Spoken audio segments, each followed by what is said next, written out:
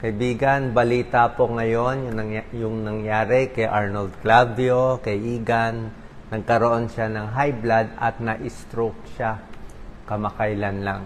So, maraming matututunan ng netizens kasi very common to. Kaya paulit-ulit ako sinasabi, di ba, na tridor ang high blood, marami na-stroke. Pero explain natin kung ano particular nangyari kay Igan. At para sa akin, maraming good news. Kahit na-stroke siya, mukhang very mild at makaka-recover siya. Kumpara sa mga iba nakikita nating stroke na talagang baldado na, yung iba nga hindi na umaabot sa hospital. Kaya kasabi nga niya, parang miracle sa kanya. So, ang maganda kay Igan, nung nangyayari yung stroke, nasa ambulansya siya, nagbibideo siya, pinapakita niya. Ang payo nga niya sa netizens, i-check nyo ang blood pressure nyo. Diba? Check your blood pressure, tridor ang high blood. Umabot sa 220 over 120 ang blood pressure niya. Ayan. Tapos, ang nangyari kasi, galing siya ata nag-golf siya eh. So, yan nga sinasabi ko, mainit ang panahon ngayon, kung mag-golf kayo sa hapon, bilad sa araw, nakaka-high blood yan. Tapos siya pa nagda-drive. Wala siyang driver. Siya nagda-drive. So, nung nagda-drive siya alas 7 ng gabi, pauwi, hindi na niya maramdaman yung paa niya. Yan ang problem eh. So, nung na-stroke, syempre, tinamaan yung pinaka-wiring na nagko-control sa kamay at paa. Minsan, pag tinamaan yung sa paa o sa kamay yung sa kanya, yung sa paa, hindi na niya maramdaman. Wala nang pakiramdam. So, hindi na niya alam kung may tutulak, parang tsamba-tsambahan na lang.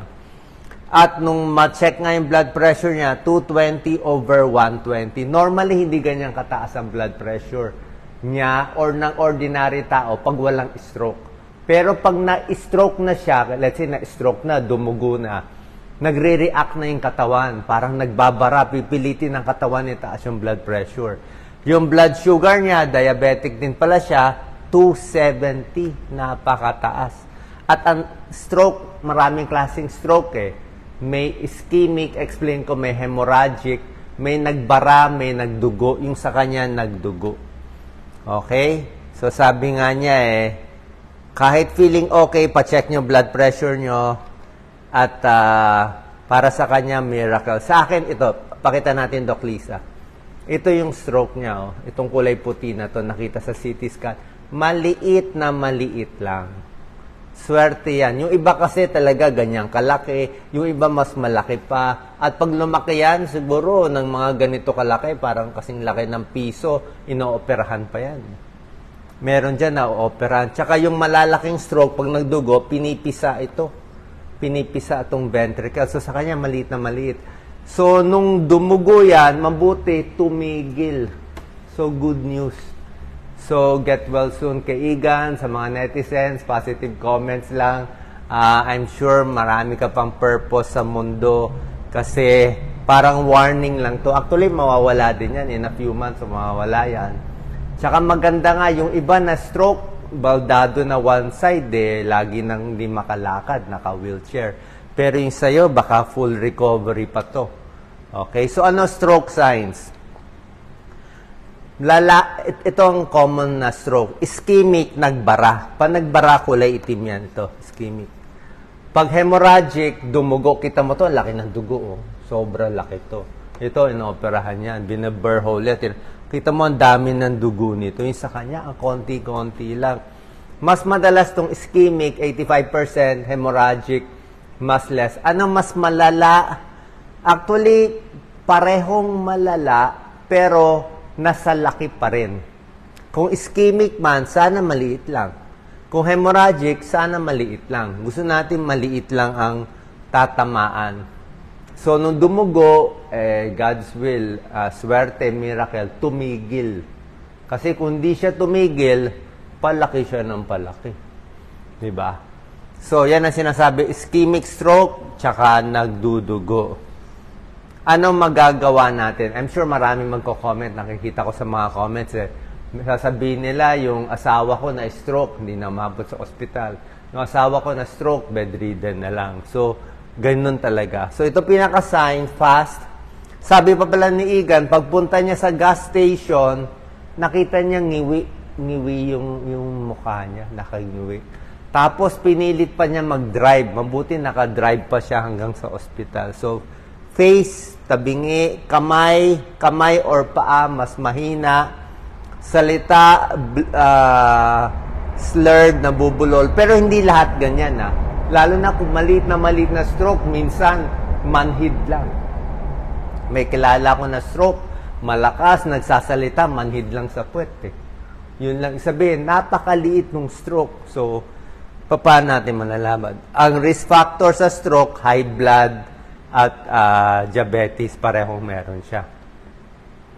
Sa lalaki, basically yan ang symptoms. Mga face, mga weakness, mga speech, vision. Pero sa babae, ang stroke signs mas marami.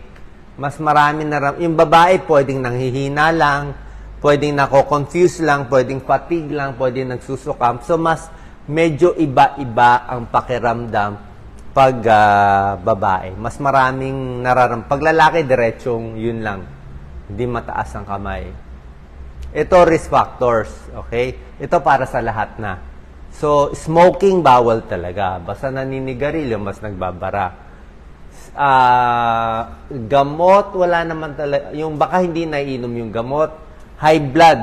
Di ba sinabi ko sa inyo, dapat less than 140/90. Pag 220/120, sobra taas yun. Sa lakas ng pressure, kaya pumutok. Kaya pumutok dun sa ulo. Alak, hindi rin maganda. Kasi alak, pinaparupok din niya yung mga ugat sa ulo. Heart disease, meron din ganyan. Atrial fibrillation, irregular heartbeat. High cholesterol, diabetes, obesity, at stress. Malaking bagay ang stress, nakikita ko. So, kung very stressful ang work mo, lalo na yung mga post-stroke patients, ina-advise ko lagi, bawasan ng trabaho. Kung 10 ang shows, di bawasan. Kung 10 ang iniisip, bawasan. Kung yung oras, 8 hours a day, bawasan muna. Hanggang full recovery. Kasi yung stress ang nagpapa-high blood, eh. Stress ang nagpapataas ng blood sugar, eh. Mental stress yan usually. Tapos sinasabi nga pa, nagkakaedad, kahit gusto natin mag-exercise, wag na sa init ng araw, lalo na yung open air. Dapat doon na sa malamig, baka sa gym lang, o yung sa malamig na, walking na lang. Mas okay, walking na lang. Okay? So, yan talaga, number 1 risk factor, high blood. Okay? Sa mga may high blood, di ba, meron tayong maintenance, yung mga amlodipine at iba pa. Tingnan nyo to, pag na-control ang high blood nyo, dagdag 5 years sa life expectancy. Kung ang haba ng buhay ng tao, dapat 80 years old, magiging 85. Sa babae, plus 6 years pag na-control. Okay? High blood lang, mabababa sa 120/80, mas maganda na. Marireverse, high blood, smoking, diabetes, irregular heartbeat. High cholesterol, pwede rin magbara, pero medyo matagal pa to, eh. Yung kumakain ng matataba. Obesity siguro. Pag laging overweight, mas na-stroke. Heavy drinking, delikado, ah. Heavy drinking, baka mabangga. Dumudugo rin sa ulo. So, ano tips natin? Paano gagawin? Siyempre, magpapapayat sa pagkain. Hindi na pwede sobra alat. Kasi pag sobra alat, yung mga fast food, maalat, ma-high blood ka lalo. Pampababa ng blood pressure, bawas alat, bawas matataba, at may maintenance. Kailangan to obesity. Manage diabetes, masyado mataas ang 270 na blood sugar. Dapat ang blood sugar mo hanggang maximum. Yung post-meals, after eating, mga 140, 160. Sa umaga, dapat 100, 120 lang. Kung diabeto, exercise. Regular weight kasi pwede ma-stroke. Ito po. Eat healthy, manage diabetes. Ayan. Ito naman, recovery after a stroke. Very important to. Usually, pag na-stroke yung tao, lalo na kung malaking stroke, marami na di-depress. Parang 50% na di-depress. Pero kung konting-konti lang ang stroke mo, pwede pa rin ma-depress kasi baka hindi mo na magawa yung dati mong ginagawa, baka hindi mo maakyat to, o kailangan may alalay ka pa maglakad. So, ang importante po ito, pag na-stroke, first 6 months, yun ang highest recovery. Ibig sabihin, pag yan, hindi mo magalaw kamay at pa, yung first 6 months after a stroke, doon pinaka-malaki ang recovery. Mas pwedeng gumalaw yung paa, mas pwedeng maging normal. First 6 months. Pero pag lumampas na 1 year, 2 years, hindi nag-physical therapy, hinayaan lang sa bahay yung na-stroke na kamag-anak nyo, mahirap na makarecover. Pag after 1 year, mahirap na. Kaya, mas maaga, within 6 months, mas maganda. Ano, therapy. Huwag madidepress, huwag magalit sa sarili na bakit ako na-stroke, ano nangyari. Ano po yun pwede naman tingnan as positive, magbabagong buhay. At usually, pag alam mo na may stroke, maingat ka na sa gamot mo. Alam mo na So, usually, pag mag-iingat ka, hindi na mauulit Pwedeng hindi na maulit yung stroke, pwede mas sumaba pa nga ang buhay, pwede nga blessing in disguise pa yan. Exercise tips, syempre, kailangan may therapies, yung mga walking, strength training, trunk rotation, tsaka syempre, unti-unti after a stroke, malamang after 2 weeks, 1 month, unti-unti. Pag inom ng tubig, dapat maingat din. Minsan, yung iba, hindi rin makalulon Humihina din yung muscle na baka ma-choke. Ito naman, yung medyo malalang stroke, yung talagang napaparalyze, may problema sila sa hindi na ma-bend, yung tumitigas na spastic, may pain, tsaka maraming depressed, tsaka hindi na isip. Dapat isip pa rin ng isip. May mga pagbabago minsan sa ugali, pag na-stroke, usually, minsan lang, pero kung maliit ang stroke, wala naman pagbabago sa ugali. Pero kung malaki ang stroke, mayroong konting pagbabago, yung mas mainitin ulo, mas marami nasasabi minsan na mali. Kasi minsan, may baga sa computer, may nasira konti O, di ba? May maliit na sira Pero usually naman, yung nasirang part na yon, makaka-recover naman yung ibang parts ng brain. So, ginagamit pa rin yung utak. Okay, ginagamit. So, yung mga kamag-anak, alalay lang kasi first 6 months to 1 year, marami na di-depress after a stroke. So, cognitive decline, brain function, laling gagamitin.